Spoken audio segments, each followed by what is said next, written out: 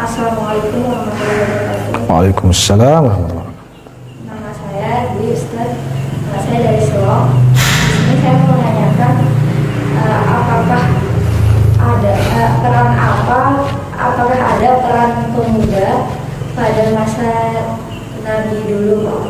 Contohnya apa Ustaz, peran pemuda pada masa Nabi dulu? Sekian pertanyaan saya, Ustaz. Baik, terima kasih saudari Dwi ya, saudari Dwi. Apakah ada peran atau bagaimanakah peran pemuda di zaman Rasulullah SAW? Nah ini yang ingin saya katakan, bahwa mohon maaf tapi sebelumnya Dwi ya, pertanyaan ini sebenarnya agak lucu. Kenapa agak lucu? Walaupun ada yang ketawa ya. Karena hampir semua sahabat tuh muda-muda semua. Kenapa? Coba kalau kita buka sejarah, yang paling tua siapa? Yang paling tua siapa? Sahabat Sayyidina Abu Bakar As-Siddiq.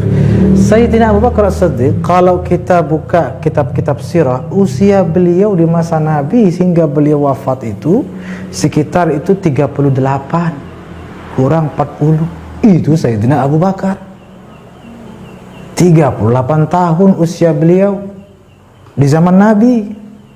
Yang paling tua di antara sahabat itu umurnya 38, di bawah 40. Apalagi yang lain, Sayyidina Sa'ad, Sayyidina Zubair, Sayyidina Abdullah bin Mas'ud, apalagi Imam Ali, karena kan beliau yang pertama masuk Islam dari para pemuda kan gitu, dari usia muda.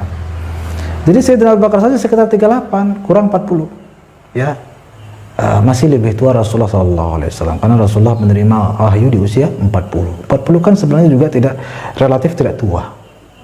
Artinya kalau kita bertanya apa peran pemuda di zaman Nabi, ya peran semua sahabat itulah peran pemuda, karena hampir semua atau mayoritas sahabat usia muda. Jadi kalau kita mau contohkan ya banyak sekali, karena semua kita tahu kisah-kisah para sahabat ini kan luar biasa. Sayyidina Umar sendiri punya kisah banyak, Sayyidina Abdullah bin Mas'ud, subhanallah. Contoh ini kedua saya sebut Sayyidina Abdullah bin Mas'ud radhiyallahu anhu. Beliau sahabat yang kurus sekali, kurus. Saking kurusnya pernah beliau memanjat pohon, tahu-tahu hampir terjatuh.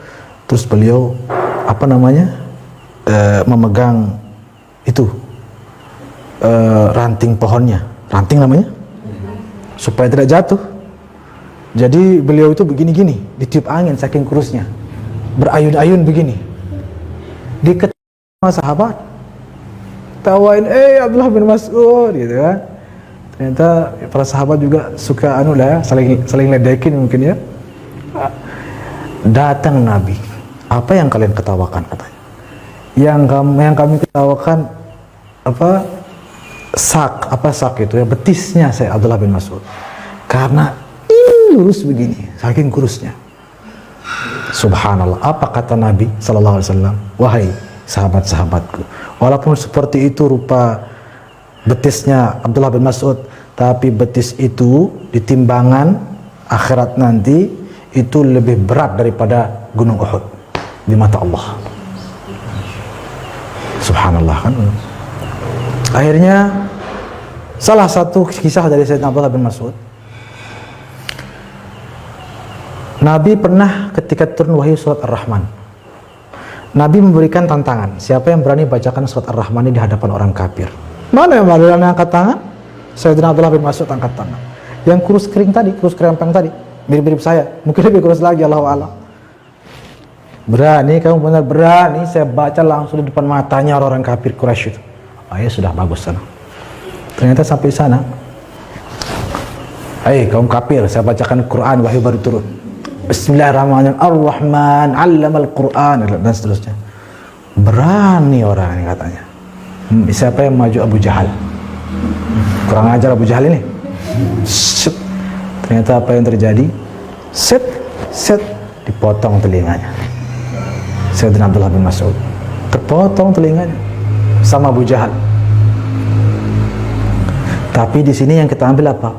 Beraninya kan? Beraninya. Datang ke Nabi curhat, darah keluar gitu kan. Ternyata Rasulullah tersenyum. Sahabat giliran yang heran nanya nih kan, kok Nabi sekarang tersenyum? Apa yang tersenyum kan begini, tersiksa begini? Nanti kalian akan tahu. Ternyata Alkisah ya, pendek cerita, terjadilah perang Badar. Terjadilah perang Badar. Nah biasa habis perang itu ada sisa-sisa, kan umat Islam yang menang ya. Ada sisa-sisa orang kafir yang masih sekarat-sekarat itu. Itu ada sahabat yaitu Sayyidina Abdullah bin Mas'ud yang ditugaskan untuk membunuh, mengakhiri hayat yang sudah yang sudah diambang pintu nyawanya lah ya. Biar dihabisi aja, jangan dibiarin menderita gitu. Siapa yang ditugaskan? Sayyidina Abdullah bin Mas'ud. Ternyata di antara yang sekarat di situ ada Abu Jahal. Apa kata Sayyidina sebelum dibunuh? Pedangnya ya, berani kamu lawan saya. Jadi membalas, ampun. Kalau semua orang kafir yang lain tinggal dibacok-bacok aja. Kalau Abu Jahal tidak, telinganya dulu set baru. Subhanallah. Itu kisah, salah satu kisah dari sekian banyak kisah para sahabat yang beraninya luar biasa. Bahkan apa kita bilang ya, berani mengorbankan segala-galanya, orang tuanya pun dikorbankan.